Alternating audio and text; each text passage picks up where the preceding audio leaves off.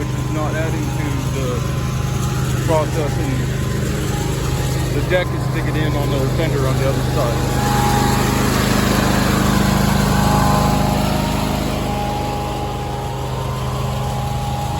But I'll get it. Good morning. So I had to go to Naples yesterday to pick up this mower. I thought it was worth the value of, I paid $600, but it does have the Michelin wheels on it, which I plan on selling off.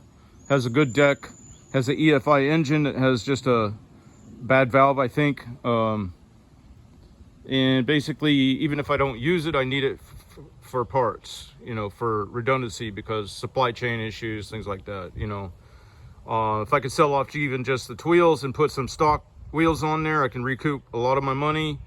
And then the rest of it's kind of for free when you consider what pricing would be on full retail parts, whether it be front solid wheels or whatever. And actually, I'm going to get rid of those too. Problem is, my Bobcat's not running, my Boxer mini skid's not running, both of which had forks that would fetch it off of here real quick and easy.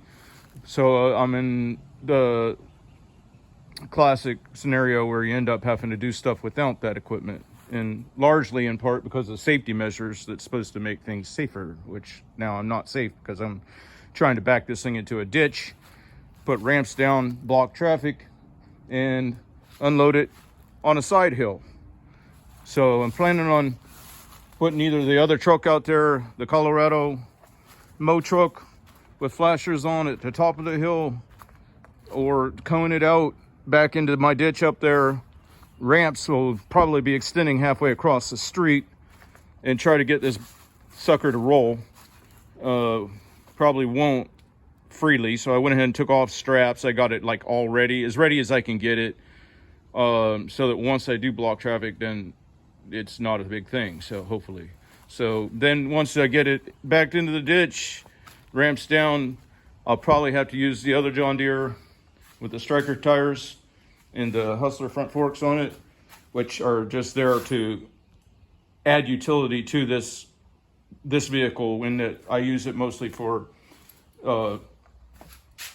other stuff other than mowing, you know. So I usually have the back grater blade and stuff on here, and or the detach rake, and I'm still working on the aerator attachment.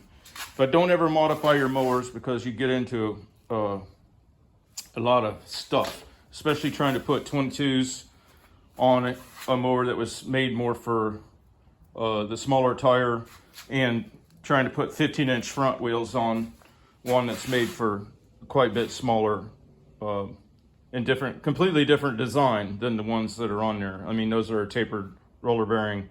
Those are from a setup with the ball bearing, you know. So it's a lot of weird stuff you got to do to make things like this happen and work for you. But once you do, if you have a certain mindset, you know, I wouldn't do none of this if I had crews running these mowers and stuff, because then it opens you up for liability if anything does happen. But one thing I found, that when I'm running 3 psi on the backs and the fronts on this machine, it acts completely different. You don't get that where you're getting pitched off the machine, you know.